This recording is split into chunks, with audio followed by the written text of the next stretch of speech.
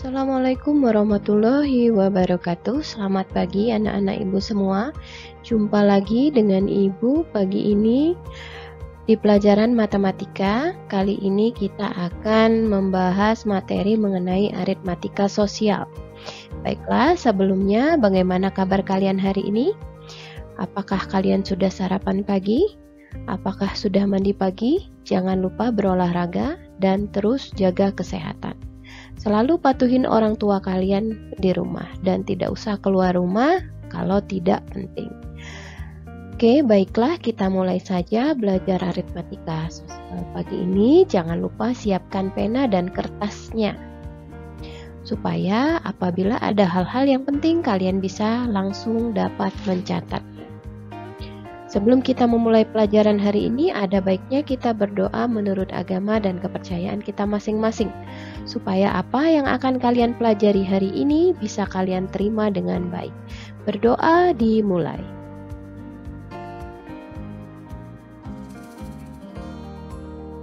Berdoa selesai. Nah, seperti biasa, untuk memulai pelajaran, Ibu selalu akan menyampaikan kepada kalian kompetensi dan tujuan pembelajaran apa yang akan kita pelajari hari ini. Ya.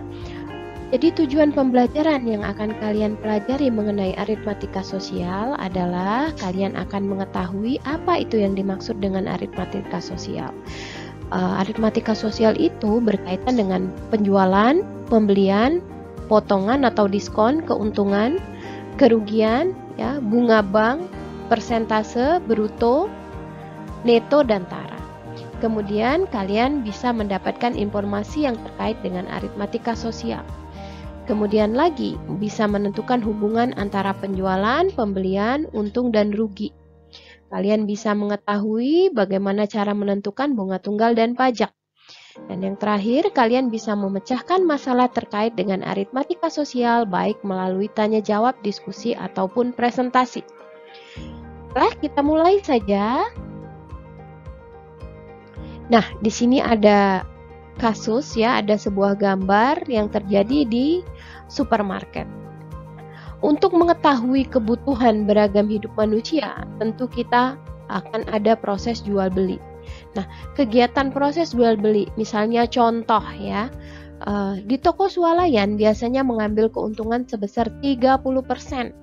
Jadi, jika toko tersebut memperoleh hasil penjualan 25 juta rupiah, berapa besar keuntungan yang diperoleh? Nah, ya, yang namanya orang berjualan tentu tidak akan mau rugi, pasti mau untung.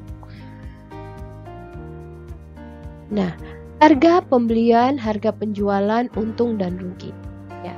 Harga barang dari pabrik, grosir atau tempat lain itu disebut harga pembelian atau modal. Sedangkan uang yang diterima oleh pedagang dari penjualan barang tersebut itu adalah harga penjualan. Nah, ada dua kemungkinan yang akan dialami oleh pedagang, yaitu pedagang yang akan mendapatkan untung atau pedagang yang akan mendapatkan rugi. Baiklah, persentase untung, penjual dikatakan mengalami keuntungan jika harga penjualan lebih tinggi daripada harga modal. Maka untung itu sama dengan harga penjualan dikurang harga pembelian atau modal. Sedangkan persentase rugi dibagi dengan harga pembelian atau harga modal dikali dengan 100%. Nah, di sini ada contoh soal ya.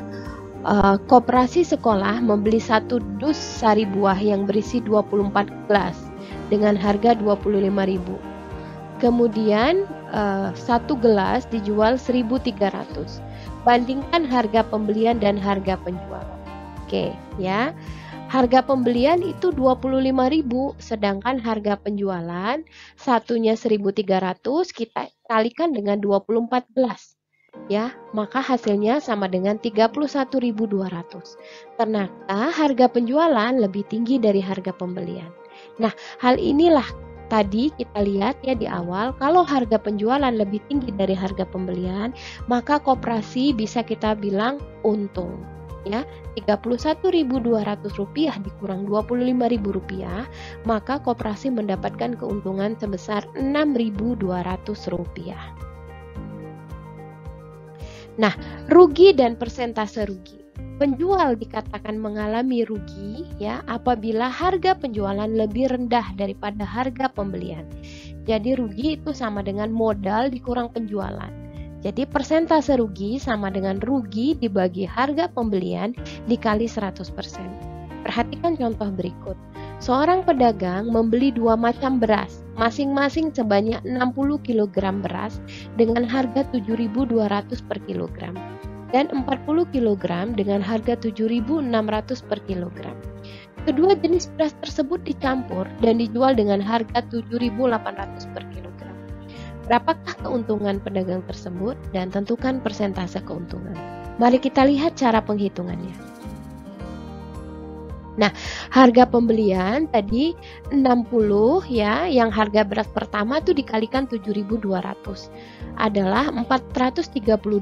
Sedangkan beras yang kedua 40 kg kita kali dengan per kilonya 7.600.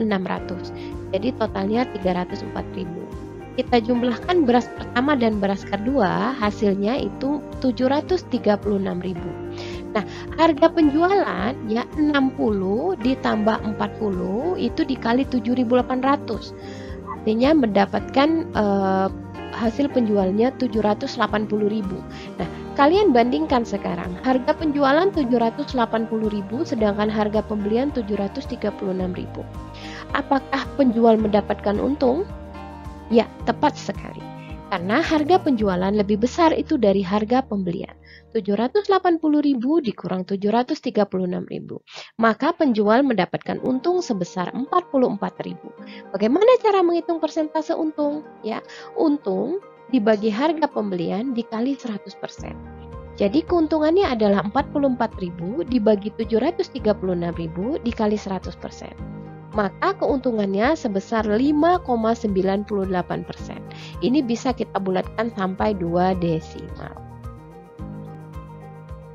Selanjutnya di sini seorang pedagang membeli durian 100 buah dengan harga seluruhnya 1 juta dan ongkos angkut 100.000. Kemudian 40 durian dijual dengan harga 13.000 per buah dan 50 durian dijual dengan harga 10.000 per buah. Sedangkan sisanya busuk.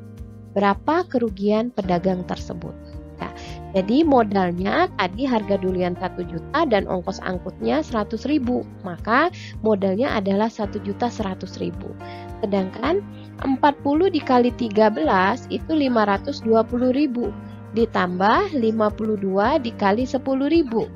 520 ditambah 520 sama dengan 1.040.000. Nah, jadi rugi harga pembelian dikurang harga penjualan 1.100.000 dikurang 1.040.000, maka kerugiannya sebesar 60.000. Kalau kita bulatkan itu 60.000 dibagi 1.040.000 sama dengan 5,77%. Ya. Berikut ini adalah harga pembelian dan harga penjualan. Harga penjualan itu sama dengan harga pembelian atau modal ditambah untung. Harga penjualan itu harga pembelian modal dikurang rugi. Sedangkan harga pembelian atau modal sama dengan harga penjualan dikurang untung. Harga pembelian atau modal sama dengan harga penjualan ditambah rugi. Untung sama dengan persentase untung dikali harga pembelian atau modal. Sedangkan rugi yaitu persentase rugi dikali harga pembelian atau modal. Nah, jadi di sini nanti kalian bisa catat ya di video ini atau kalian bisa screenshot untuk sebagai catatan kalian. Jadi supaya kalian ingat harga penjualan itu sama dengan harga pembelian ditambah persentase untung dikali harga pembelian atau modal. Harga penjualan sama dengan harga pembelian dikurang persentase rugi dikali harga pembelian modal. Harga pembelian sama dengan harga penjualan dikurang persentase untung dikali harga pembelian atau modal. Kemudian harga pembelian itu sama dengan harga penjualan ditambah persentase rugi dikali harga pembelian per modal. Nah, di sini ada contoh ya, toko mainan menjual 30 buah mainan edukatif mainan edukatif anak dengan memperoleh hasil penjualan sebesar 432.000. Dari hasil penjualan mainan tersebut, toko tersebut memperoleh untung sebesar 90.000. Tentukan harga pembelian sebuah mainan edukatif anak tersebut. Ya, harga penjualan mainan itu 432.000. Harga pembelian 30 buah mainan sama dengan harga penjualan dikurang untung. Jadi 432.000 dikurang 90.000 sama dengan 342.000. Maka harga pembelian sebuah mainan edukatif adalah 342.000 dibagi 30 sama dengan 11.400 per mainan.